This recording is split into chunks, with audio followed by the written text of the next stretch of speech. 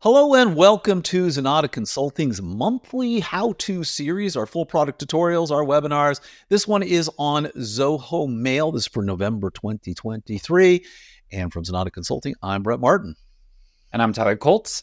And without any further ado, we've been asked for this one kind of on and off. It's, an application we know a lot of people are looking to use.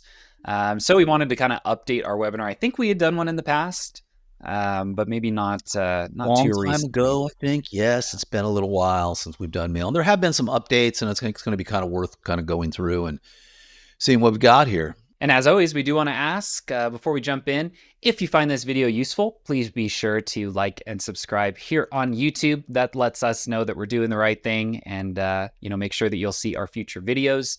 And as always, if this sparks any questions, comments, feedback, please leave those in the comment section down below.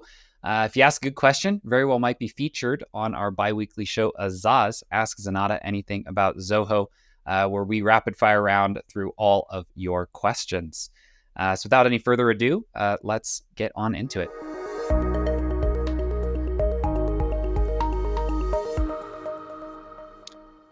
No, it just gets better and better. Did you see the Zenatta flow in there with the letters all stacking in, and now you got little swirly balls? I mean, there's so much crazy animation, and that's what you guys come here for. I know, not to learn, just to watch Freddie's cool animations and tricks, but I enjoy them. Anyway, we're going to do a quick application overview. Then we're going to run through the personal settings. Then we're going to run through the MailAdmin settings. Then we're going to go through integrations, and by the time we're done, you should be a Zoho Mail expert. It's that simple, that easy. Not that much to it. So I guess, Tyler, I should just kick it off here and we'll go straight into a quick overview of the application. Let's do it.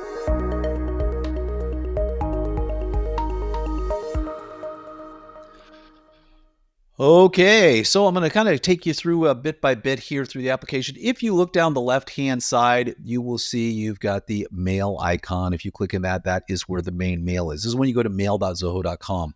But it's more than just mail. It also comes with calendar. It comes with tasks, notes, contacts, bookmarks. Bookmarks are really interesting. You can bookmark web pages and it will keep a kind of running total of them. There's actually some plugins, little Chrome extensions. You can go ahead and bookmark and it just kind of gives you all of those bookmarks there as well. And then some other resources. Otherwise, it is exactly the same. You will set up your overall folder structure. Tyler's going to talk about that in your personal settings, talk about how you can set all of that up. You can easily add folders in here.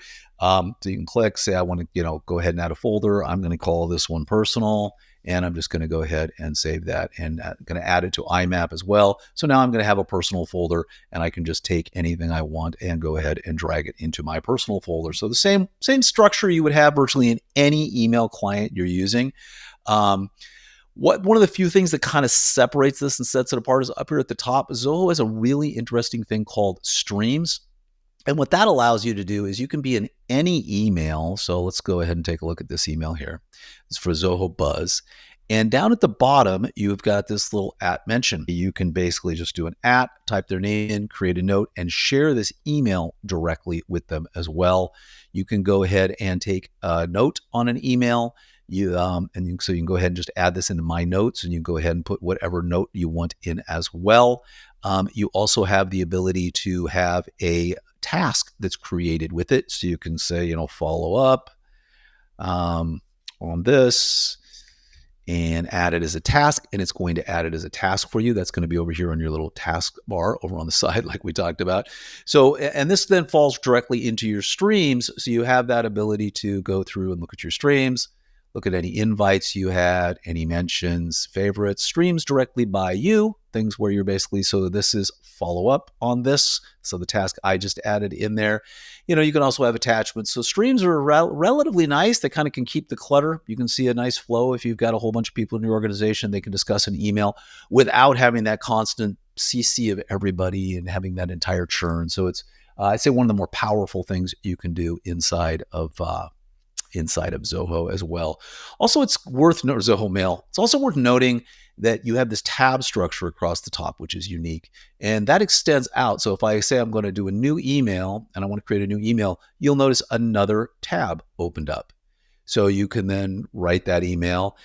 When you're reading emails, other tabs will open up as well. So you can move things into other tabs if you want to. You can pull them up. So really, as you kind of go through, you can be working on several different things at once, several different emails at once, and they'll all just kind of show up here in a really nice little tab view across the top as well. You also have this kind of standard views as you would in any other mail client. You can look at your unread messages. You can look at all your messages, all your archived, sent, spam, nothing really different over there. All right, and then moving down on the right-hand side, this is rather interesting. You've got some very nice, what Zoho calls widgets here. You've got settings. Tyler's going to take you through that in a minute. You also have an attachment viewer, so you can look at various attachments.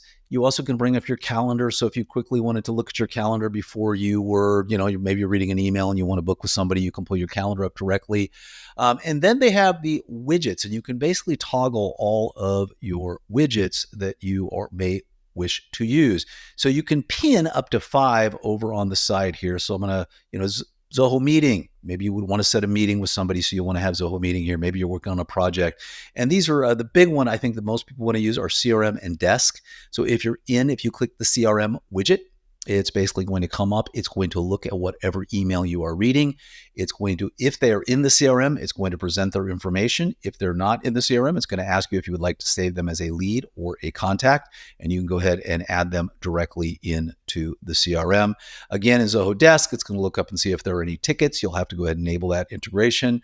But you also, there are a ton of Zoho app widgets that you can add in here. So you've got Clearbit, Full Contact, Evernote, Zendesk, HubSpot.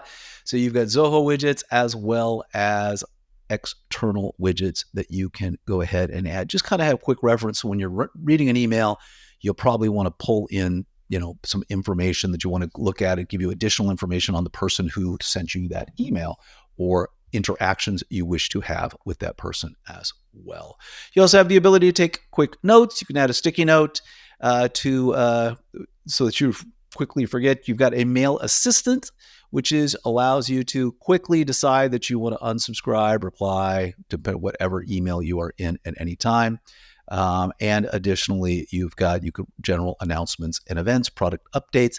That is really it. And of course, the ever so popular, I would like to be in dark mode, and you can switch to night mode, which, Tyler lives in 24/7. So you've got your choice going back and forth there as to how you want to set that up. But all in all, a basic general email client with some nifty features. I think the highlights are the widgets on the side as well as streams. The tabs across the top are exceptionally nice and exceptionally useful, and everything else is really at your fingertips. If you're not using Zoho Mail and Zoho Mail as your mail service, you can also use this as an IMAP client as well, and we will talk about that shortly. So with that, I'm going to turn it over to Tyler to run through the personal settings.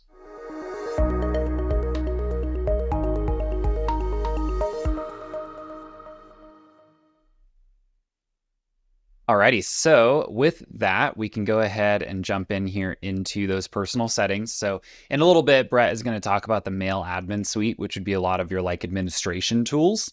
But up here under the little cog in the top right is some of our individualized settings for users.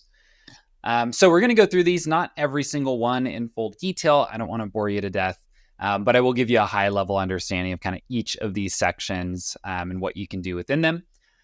So system is just going to show you some of the essential kind of core top level functionality, right? So you can choose where do you want to land when you come into Zoho Mail, right? In a default inbox or in a specific, where I left off last time. Of course, we can change the language and the fonts and the font sizing. Couple options here around theming. I like this kind of dark left panel, but you could make it any color. You can see it's kind of changing in the background there. As well as changing the color, kind of the theming from blue to other options. Like Brett mentioned, right, we've got the option of light and dark mode. I leave them on light mode for these webinars, but I normally do, like you mentioned, like everything to be dark mode if I can. And then a couple of these around just like enabling a few smart features are going to go into systems. So the smart create, this is like if I want to highlight text and quickly add it as a task. Even smart highlight, right? So it'll actually highlight dates or maybe actionable things within a particular email. Moving on down this left side column, of course, it's going to come out of the box with a whole bunch of keyboard shortcuts here. So these are actually customizable. If I click on them, I can change what they are. I'm not going to do that for now, but they do have a wide variety of actions that can be linked up with a particular keystroke command. So as you see, as I'm scrolling here, there are quite a few. And they do actually work with some of the plugins, right? So you can actually start a Zoho meeting in Zoho Mail using a quick, keyboard command. Nice little features there just to save some time as you're using it. Integrations, I'm going to come back to in our last section and go through those in more detail. Presets are essentially some predefined reminders and snooze functionality that you can set on an email. So if I oftentimes want a reminder in 10 minutes, 1 hour, or tomorrow, I can set those up here, and it just makes it a little easier to choose those when you're adding a future reminder for a particular email. Now, into the specific kind of mail settings here, some of the mail view options, this is like user interface choices, right? So do I want to see a vertical preview? Do I like it more on a horizontal? When I'm looking at my list of unread emails, how detailed do I want it to be?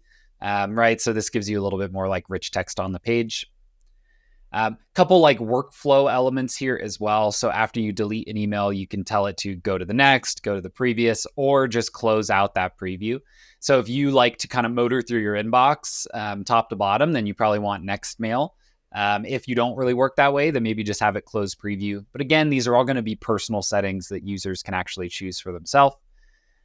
Read receipts, it actually does support read receipts within Zoho Mail. You can have it either always, never, or when you tell it to send those out to a particular client. And then again, just a couple other quick things here around like loading images, time format, some sorting options, right, are all going to be kind of under this umbrella of the mail view options. Compose is a very similar thing. So it's the UI and controls when you're actually looking at an email, whereas mail view is more like the list of emails that we might have. So again, very similar things here. How are we sending them? Rich text or plain? Do I have any kind of user interface or workflow preferences that I want to tell Zoho Mail about? I can do all of that just right through the Compose section here. Now, Compose customization is interesting. This isn't a demo account for us, so we can't show this in full. But what we have here is essentially the ability to control the organization and options within that Compose window. So for me, like I do a lot of send and archive in my inbox, so I can actually just make that a single button. So I don't have to click send and then click archive. I would love that if any mail system did it, because most of the time when you're sending an email, you're ready to archive that thread until somebody responds. But again, this is just a way to essentially customize what buttons and options you're going to have on that Compose page. I really like this feature. I haven't seen this in a lot of other mail tools. Maybe I've just missed it. But I really, really like that you're able to actually control what buttons are available to you here as you're sending out an email. Offline mode, this is a binary state. Do I want it or do I not? Never really hurts to have this turned on. And if you do, it'll essentially give you a period of time where it's going to save those emails. So if I was offline for 7 days, right, then on day 8, emails from that first day are no longer going to be saved. So just be cognizant of that. It's pretty rare, right, that we're going to be off of our inbox for 7 days in a row. But if that does happen to you, just make sure, try to get on internet at least once or twice through that period so that all the emails will push back up to the cloud. Now, conversation view, these are going to be some of those options, kind of like Brett's talking about with streams. So streams come in as a set of conversations, whether that's creating a task, notifying a team member, etc. So within here, we've just got a couple little UI options within setting up those conversations. Folders, like Brett showed you, you're actually able to create these just right from the like actual user interface of the application. But if you're going to create a bunch of them or want to make sure they all kind of line up nicely, you might want to come in here and set it up that way. One note is that you do have to choose if you want to get notifications when things go into each of these, as well as if you want them to enter your conversation view. So as you create a new folder, right, we'll be able to check these boxes and make that determination. Archive policy, this is always a good thing to look at. So you can set up specific archive policies for your system, and you can set it up as a policy. So you can actually have it automatically archive mails older than 3 months old. or actually set up specific policies for different inboxes, right? So maybe like something like newsletters, we can archive those after like 2 weeks, right? Maybe for me, inbox, I would never automatically archive because I like to archive stuff when I'm done with it, right? So they give you that ability to kind of control some of this on the back end in terms of how you want it to look and how you want it to work. Now, filters are a very, very important part of the backend setting. So we're going to spend a little bit of time here. Filters do a lot of work, right? They don't just put things in folders. They do all kinds of things. So maybe we want to have a filter from Zoho, right? Any email that's coming in from a, Zoho support type of address. So these were essentially setting up logical conditions. So if the from address contains maybe something like Zoho support, what do I want to do with this email? So essentially an if-then statement, like a workflow. And it does a lot, right? So we're seeing this is not just put it in a folder or remove it, right? You can have things get added as tasks, added as notes. You can actually set up unique auto responders for certain types of emails. You can auto archive, so a common one is something like move it to my newsletters folder and archive it, right? So that it's outside of my inbox at that point. So these are very, very functional. Gmail also calls them filters. I don't think 365 does. So I know sometimes people kind of struggle to find where this functionality is. So here it is here within our settings.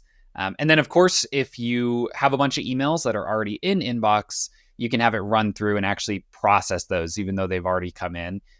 So if you're doing some like reorganization, this is a really useful way to do it. Even if you just set up a filter, run it once, and then turn it off, right? You can actually use this for like those types of mass updates to how certain content may be organized in your mail application.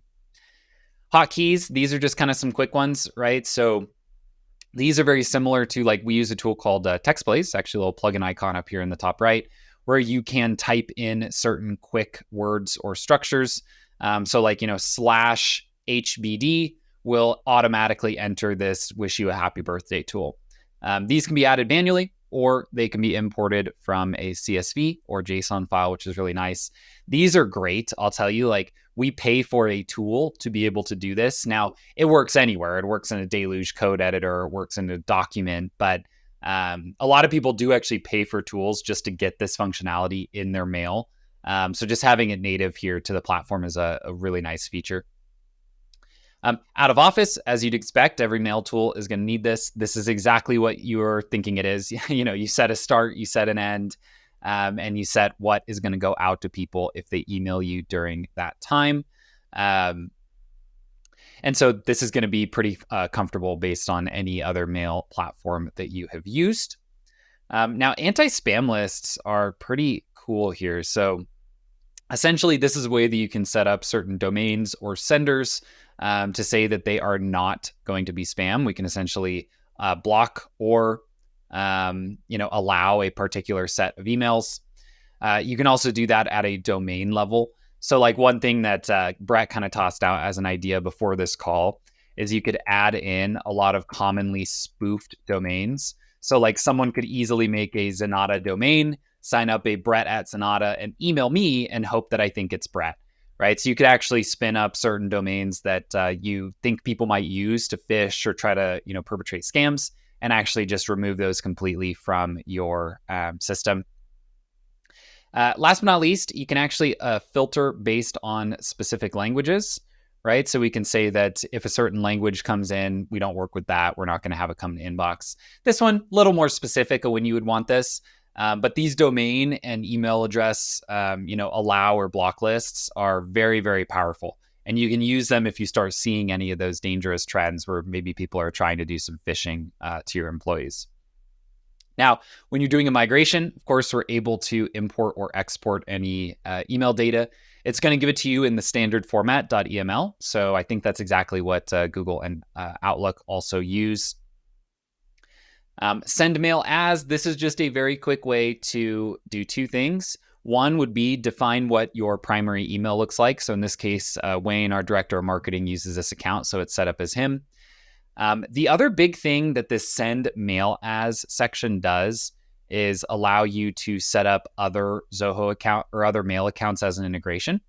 So For Office 365 and Outlook, there is a default option. For Google, you're going to have to type in some information. You can make a quick Google search for the appropriate SMTP data for a IMAP to Google, and these can be set up here. Again, I do just like to highlight that because it is one of those things where it shows up in a place you might not expect it here under this send mail as, but it's not the only place to do it. A couple more here. Mailbox delegation. This is actually pretty new as the time we're recording this in November of 2023. That you can actually set up mail delegates now as either read or write permissions. So should someone just be able to see your inbox, or should they be able to actually see and respond? For larger companies where you might have like executive admin staff and things like that, this is a really powerful functionality. And then, of course, you're also able to see any of the mailboxes that have been delegated to you. You can also do kind of a similar thing here with folders, right? So maybe I don't want to share my entire inbox, but maybe things that go into a client work folder I want to share with all of my consulting team. I can do that here and make it a little more specific, right? So mailbox is like everything. Folder sharing is a delegation of a specific folder to a user or to a group. Mail accounts is kind of the top level, more detailed version of what I quickly showed you in that send mail as. But again, this is another place that we can come in and set up a third-party IMAP integration to a different mail platform. Last but not least here is just the email signature. Of course, we're going to expect that any email tool is going to allow us to add a signature to it. You can insert those and kind of create them yourself, or you can drop in a snippet of HTML and just have that serve as your signature for you. So again, same as any other mail client, this is just your email signature that you can set up for each individual user. And like most tools, you can have multiple signatures if the need be. In our case, I wouldn't need that, but some people would. So it surely is nice to have. And with that, I think I lied at the beginning. I said this would be a quick section. That was a little longer than I anticipated, but hopefully that was helpful. And I think we're ready at this point to jump over into some of the mail admin controls available for Zoho Mail.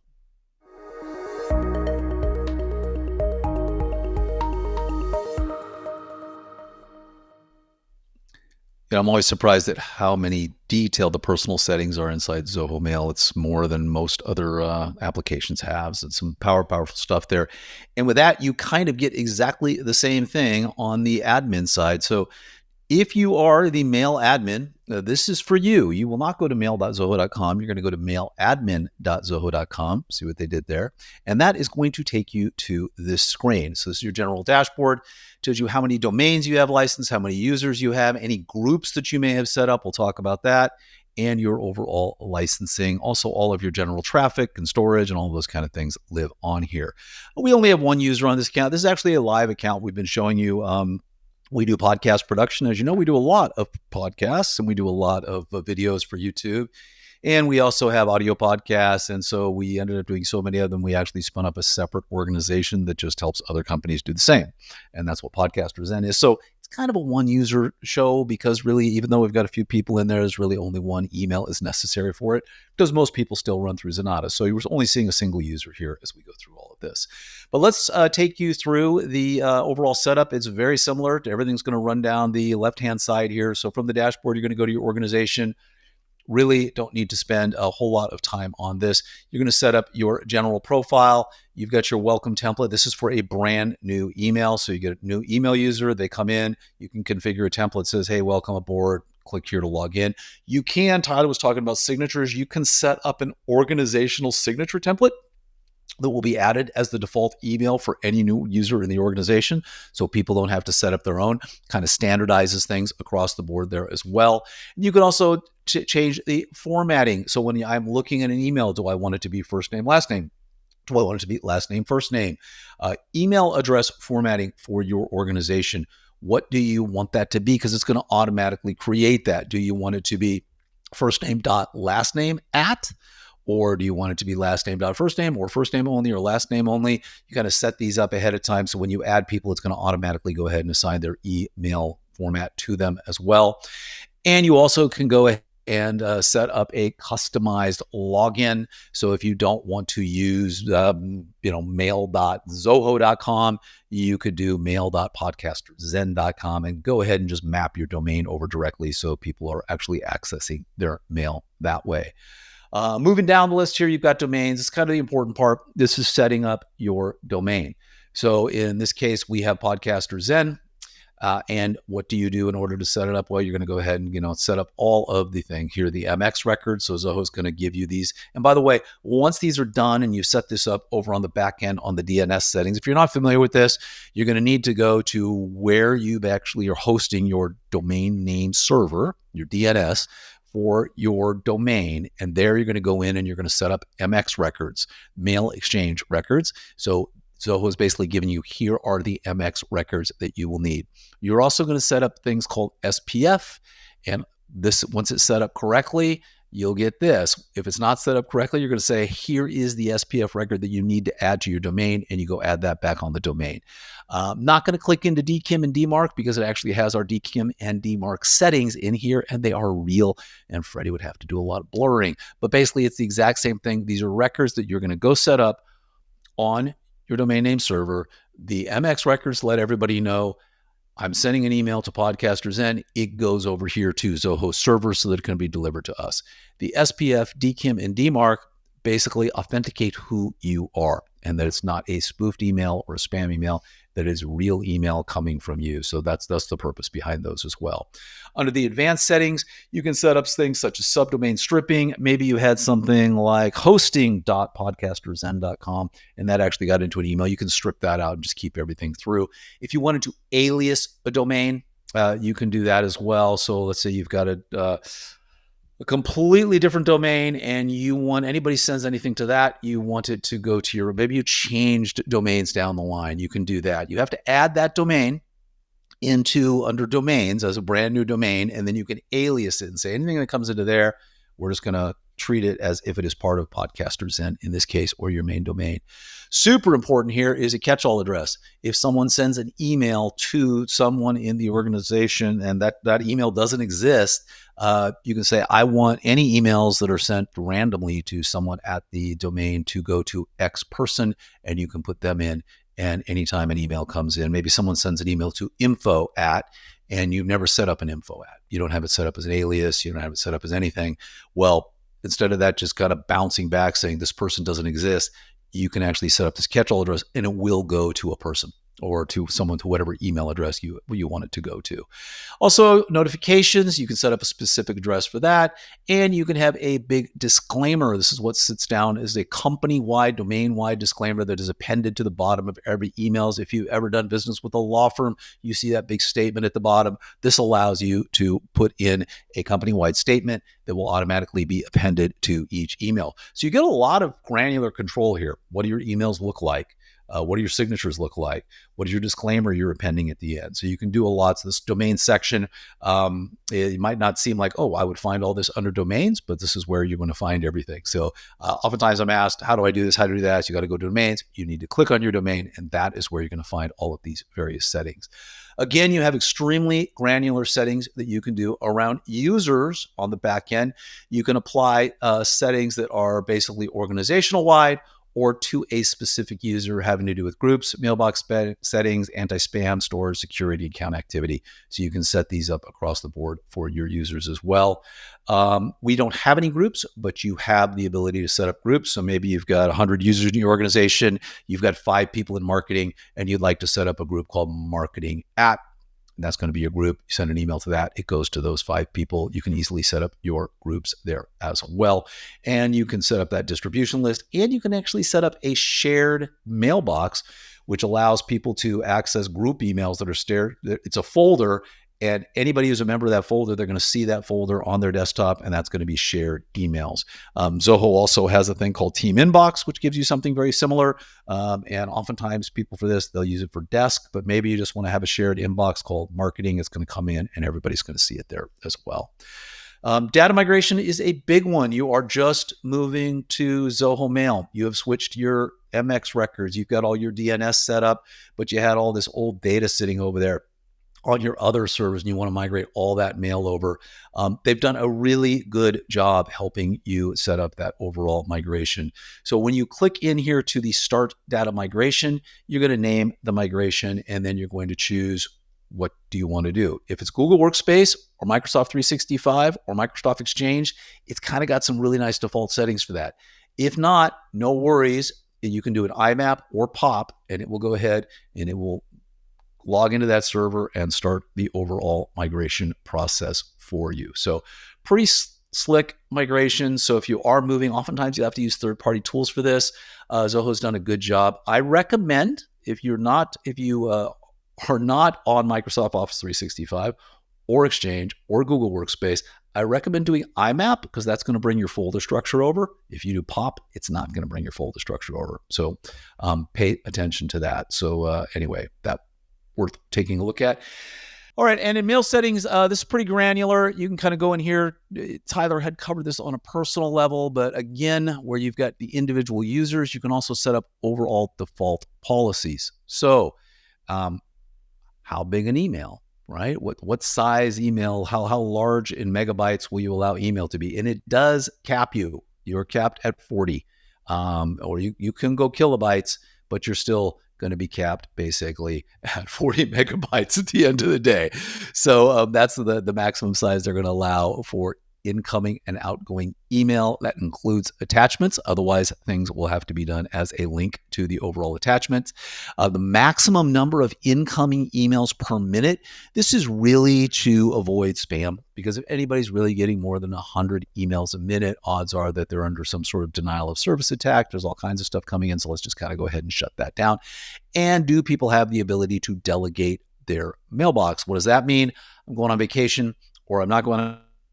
I want someone else to be able to look at my inbox, respond, filter it, and I only end up with the good stuff. You actually can say, can people delegate their inbox or not? You can also set up your overall restrictions, associated users, and your associated groups. This is groups and people that are associated to each particular policy as you go through and set it up. You also have the ability to set up email restrictions. You can block domains, you can block email addresses, you can block attachment types. You can go through and create these particular rules around each and every one of those. You also have the ability to have account restrictions where you are providing permissions to add. Can I add in an external POP account? Do I allow people to customize their signatures? So you basically can create those rules as well. You also can set up your access restrictions, saying, you know what, I do not want people to be able to use a third-party mail client to access IMAP, POP, or ActiveSync, or I do want them to be allowed to do such as well. And forwarding restrictions, can someone forward an email from inside the organization to outside the organization? What do those restrictions look like? So here, again, you're setting up company-wide policy around these various things. Email routing, basically, when emails come in, they can be sent. Do you want to allow outside routing? So an email comes in and I want it to automatically go to someone else, or I want it to get delivered over here or forwarded to another email address. Kind of standard things that you would want to set up as with email routing. Do you want to be able to export a mail account? If so, you can go in here and you can schedule the overall export of mail accounts. It's kind of more of a backend, not really a setting, but the ability to go ahead and set up those exports. Retry emails. If an email bounces, do you want to wait a period of time to go ahead and send those through? You can go into the backend here, look at all of the emails that have bounced, and decide to try to resend them as well.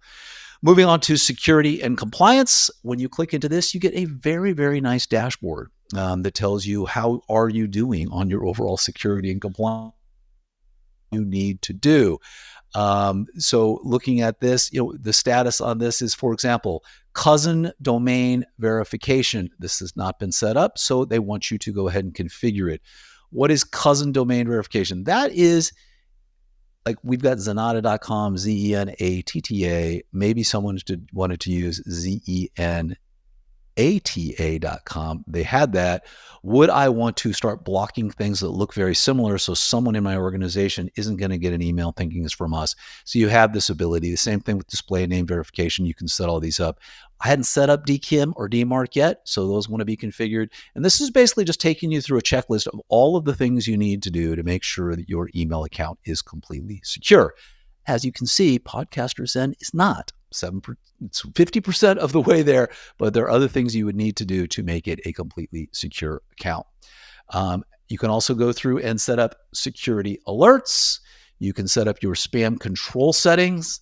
You can set a block list. You can do spam verification. You can set up your settings around phishing and malware. We talked about cousin domains. You want to say what those domains are: domain name, display name spoofing, malware processing. You can set up quarantine for emails and the type of emails and set up those rules as well.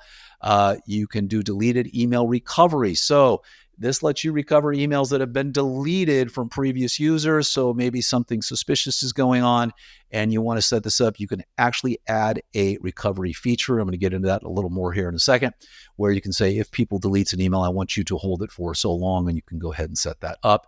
And you also have the ability to set up email recall. This is where administrators can recall emails sent by users within 30 minutes of sending. So basically, someone sends an email you wish they hadn't, you can go out and recall it. This doesn't work that well. I think we've all tried this and seen this, but the email still sits in the inbox. Normally, a person just gets an email saying, hey, this has been recalled, but the damage is usually done. But you can set that up anyway. Zoho has also added eDiscovery, which is an interesting name for basically, if you turn this on, all emails in the entire organization are going to be retained for the purposes of discovery, meaning maybe you're sued. We see this all the time. Corporation gets sued, someone gets up there, and all of their emails magically appear that they ever sent, whether they were deleted or not. Basically, if you enable eDiscovery, everything is logged externally and can be viewed by admins, and you can go ahead and look at it. So that's email discovery. Also, rounding out, you can see what's going on with your subscription. If you want to purchase any add-ons, you can manage your subscription, you can add users. All of those things can be handled over on the subscription side as well. And then you also have other app settings you can set up. So EAS, organizational contact syncs. When users or groups or create an organization, basically their details are sitting over an Exchange account, and you can automatically, they can be added and organized into your contacts, and an administrator can choose to turn this on. If you are using an EAS organizational contact sync, you will want to turn this on. This is mostly applies to Microsoft Active Exchange, and you can go ahead and sync those in as well. Calendars, are you going to allow users to send and receive invitations from anybody? Can they automatically add events? Basically setting up what can and cannot be done on the calendar side of things. Resource booking, what are you doing on the back end? What is the maximum duration? A person could use various rooms in the calendar group. And then you've got all of the integrations and extensions, whether they're going to be allowed or not allowed. Tyler's going to talk about all of these in a second and how they kind of roll on in, but you've got organizational extensions you can add, Zoho Marketplace extensions. Should users be able to automatically install any Marketplace extension they want over at Zoho Marketplace, or do you want to limit what extensions they can use? And lastly, you've got your overall reporting, which will take you into a whole separate dashboard where you can see your reports on basically everything going on in your organization as it relates to email and everything we just talked about. So for users, their mailboxes, compliance, security, you have a kind of a single dashboard where you can see everything that is going on in your organization. And that is the MailAdmin console for Zoho Mail. And I think, Tyler, we're going to round this up now with talking about all of the various extensions and integrations that you can do with Zoho Mail.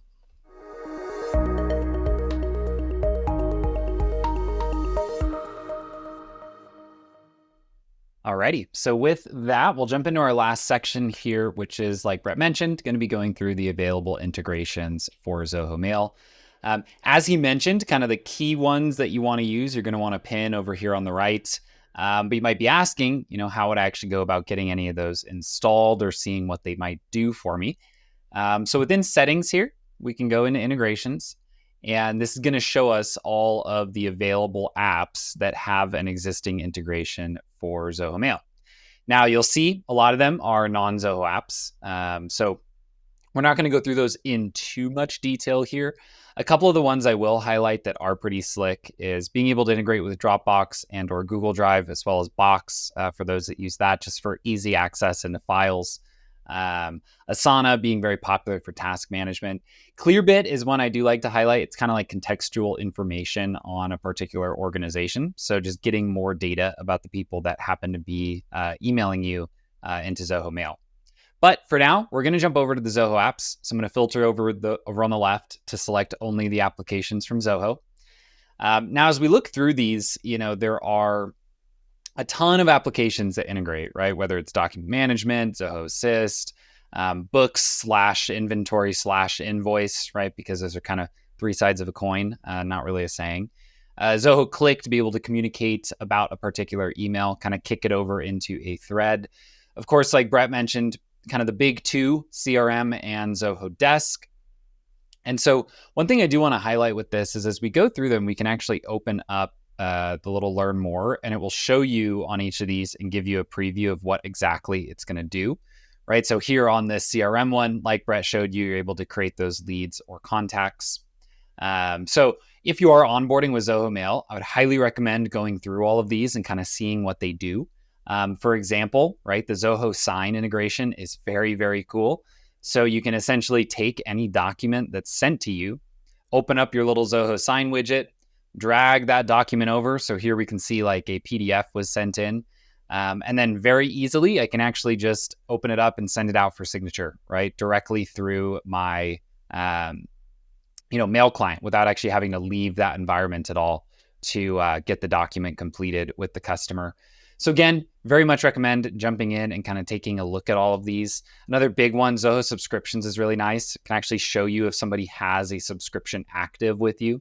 So in terms of providing support, right? Like, you email your Zenatta consultant, they can quickly check and see, okay, their subscription is active. So I'm going to, act accordingly to get them what they need. So these integrations are just going to provide you a lot of contextual information about whoever is emailing you or about whoever you might be emailing through Zoho Mail. So what I'll do next is I'll actually show how to set up one of these integrations using Zoho Desk. You'll find it's pretty darn quick and easy. So to get started, I'm going to go ahead and click Configure. And this is going to pull up a little side tab here where I will provide it a little bit of data. So in this case, I'm already logged in to Zoho Desk, and our Zoho Desk account already has a department called Podcaster Zen. What you may notice is that all that happened really quickly, right? And so that's because I'm on Zoho 1, I'm already logged into Zoho Desk, I only have that one Zoho Desk portal. So when I go to integrate it with Zoho Mail, it goes, okay, well, I already know who you are. I already know which portal instance you're using for Desk. So really, all you need to tell it is, which departments, maybe if you're searching for a particular contact. But it actually just does essentially that whole integration process for you. So here we can actually see is there's two ways to use an example this Desk integration. One, you could just look at all tickets that are in there, or and I don't think there will be any tickets, but if I were to open up an email from a particular contact, if I open this up, click Desk, we're going to see it's automatically searching for tickets underneath this email address that's sent in to you.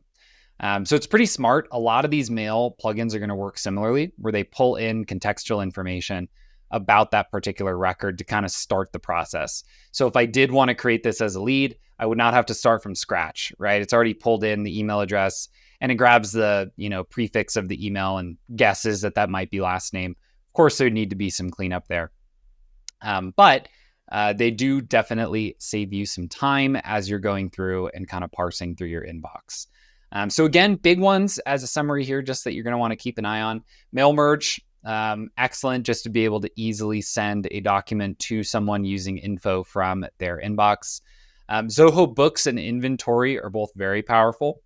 If I show a little about the Zoho Books widget here, it actually doesn't have the screenshot there. I'll show you in the inventory. So in our inventory, right, we're basically able to see all of this relevant information about that customer and all of their sales, packages, open shipments, really everything that's going on with them. again, without having to go into inventory. And even without that user even needing a license for inventory, they might not even be an added user on that side of the house. And you're still just able to pull in all of that data and make it easy to find here within Zoho Mail. So, to avoid kind of going through each and every one of these and showing every little bell and whistle, again, totally invite you to kind of jump into this section of the settings and go through each of these various extensions to figure out if any of them are going to add value to you. Really, the only other few angles here in terms of integrations that are available. So we can actually create our own extensions. Again, this is like a software development project, right? You're going to be writing in Node.js. You're going to deploy this through Sigma and list it into the marketplace. But you can actually just build and deploy your own integrations. We've had clients before who are using a third-party tool that is not supported by any existing marketplace app. So they've kind of built their own, and we helped them integrate it. So you surely can do that.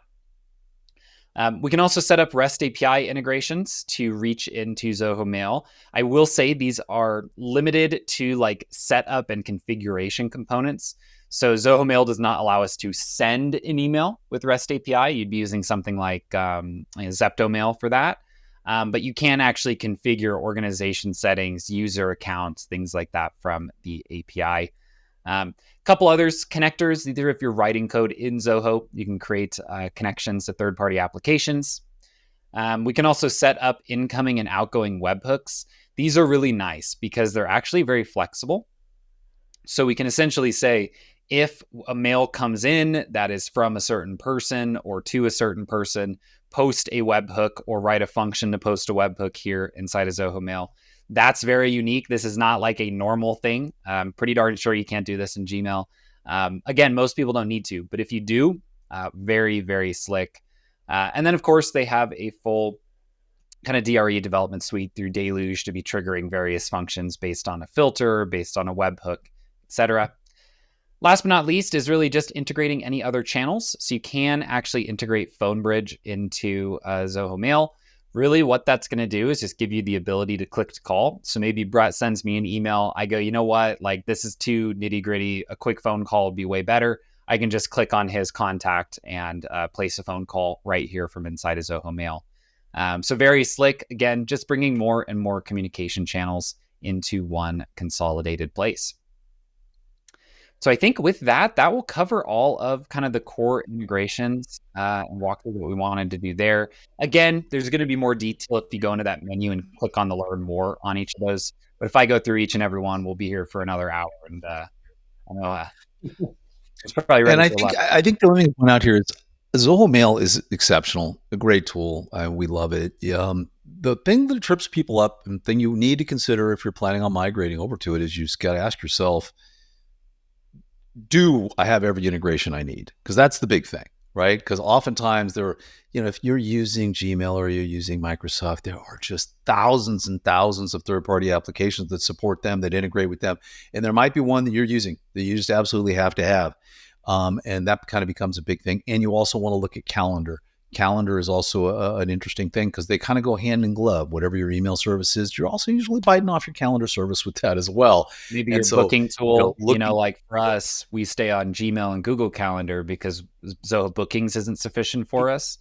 And Calendly, they're working on it, but Calendly currently doesn't have an integration for Zoho Calendar, right? And another thing I'll add there too is that like a lot of these integrations we're showing, like the CRM, the Desk, the Zoho Sign, those are all available for other clients as well, right? So we're in Gmail. I have a very similar looking CRM integration for our Gmail account. Now, sometimes the Zoho one will be a little tighter, a little cleaner, a little prettier looking. But functionality wise, yeah, you can get a lot of those in non-Zoho Mail clients. Absolutely. And it's kind of one of those things you want to look at and say, well, is this... does it have everything I need? Is there just one little piece that's missing? There's a lot of functionality, Tyler, like you were talking about, where you can customize virtually anything. There's a lot of integrations you can make for it. So it's just one of these decisions you have to make for yourself as to even not to go down a rabbit hole, but just the fact that you can set up an email filter and have it trigger a deluge function. It's cool, man. That's very cool functionality. So it's well worth taking a look. Because you can build some really shiny workflows. How do we accomplish that because we're having to do other things. Like we send a lot of stuff, we'll forward it to like desk, right? Under a specific thing, grab it at desk, and then create, and then fire things off from there. So there's a little, anyway, great application. They've massive improvements. The team is constantly working on it. So, if you're in the Zoho One world and you're living in Zoho, all Zoho apps, you probably don't have any reason to not to use it, because it's definitely going to save you a lot of money, and solid application. So with that, that's going to wrap up our November 2023 full product overview, and that was Zoho Mail. We will see you next year with our next overview. In the meantime, if you'd like to get in touch with myself or Tyler, please head over to Zenatta.com and click on Book a Meeting. We would love to talk with you. On the website is where you'll find full episodes of our podcast, The CRM Zen Show, where we cover all the news in the world of Zoho every single week. If you want that news delivered straight to your inbox every Monday morning, be sure to subscribe to our newsletter. And last but not least, as always, we appreciate when you like and subscribe here on YouTube, as well as your choice of podcast app. We'll see you next year for our next entry in the monthly webinar series. Thanks again for watching.